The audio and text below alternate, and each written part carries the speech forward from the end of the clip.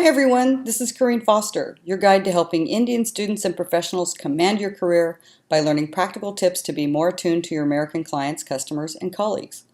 Apply these tips to potentially qualify for a new job, earn faster promotions or pay hikes by demonstrating you understand how to effectively work with Americans. This is the summary overview for the communication module. During the entire course, you will see information repeated in the form of overviews and summaries and introductions that serve as segues between sections. The duplication is intentional to help orient you to each lesson and reinforce the key concepts, which is essential to learning. There are quizzes in each section to test your knowledge. Check back periodically since I plan to create a certification for you to share online or with your employer. This is the Effective Communication module, the first in the series of the COMMAND framework, which stands for Communication, Meeting Management, and Documentation. You can learn more about meeting management and documentation in the next modules. This quote is from renowned author Malcolm Gladwell. It explains a big difference in communication between the United States and Asian cultures. Essentially, it means Americans expect the speaker to own responsibility for clearly conveying thoughts and ideas, whereas Asian countries tend to hold the listener accountable for understanding. If you work with Americans, you'll need to ensure your client or customer understands you.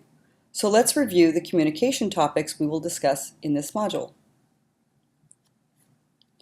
The Effective Communication module will cover context, direct versus indirect style, words and phrases to use and which to avoid, and information formatting and design. The United States is a low context culture, whereas India is a high context culture. This means for Americans, context needs to be explicit and explained to get everyone on the same page as to why they are there and what you want to accomplish. Context provides understanding and helps create trust that your American clients, customers, or colleagues are there for the right reasons, to accomplish mutual goals. And while it might take more time up front, creating mutual understanding can save time that Americans cherish. In the United States, Americans tend to use a more direct style of communication versus Indians who prefer an indirect style. Indians tend to defer to those considered authorities, which can create issues for Americans because they expect to be challenged when their assumptions are wrong. Americans need certainty and want providers to guide them and tell them what is real and what is not realistic.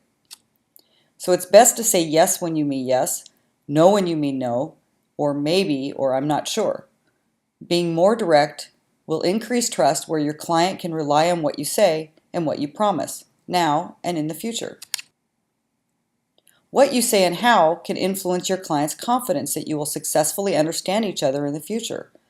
Avoid using uniquely Indian or British terms and phrases like doing the needful or preponing, and instead switch to using American versions to increase comprehension and build stronger alignment with your clients and customers.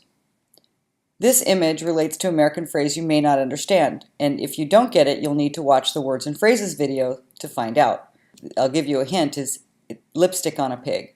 We will discuss documentation in another module, but I wanted to call out the importance of information formatting and design under communication, so you can provide written information that also looks and feels more American. I've observed many formatting differences in numbers and punctuation that probably use British formats. The use of colors and design also varies, so we will review examples of what to use and what to avoid. If you pay attention to these little things, you can increase trust that you will take care to put materials together that won't embarrass the client or customer or make them lose time trying to edit or coach you. All communication should have a purpose for you and, more importantly, for the receiver. Busy people receive multiple useless emails every day.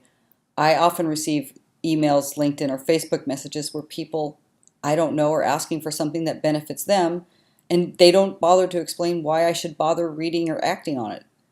Even though I understand some people haven't been coached, it's still annoying. Don't be that person. Think through the receiver's perspective and orient yourself to message what's in it for them. Skip or minimize why you are sending it. People want to know how they will benefit. It's a lot less important how you will benefit, so try to skip it or be very brief to protect your client's time.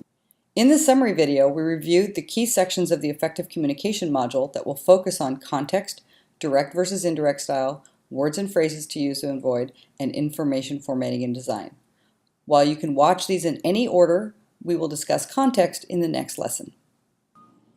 You can learn more or register at AmericanBusinessBasics.com, and you can follow me on Facebook, LinkedIn, YouTube, or Instagram.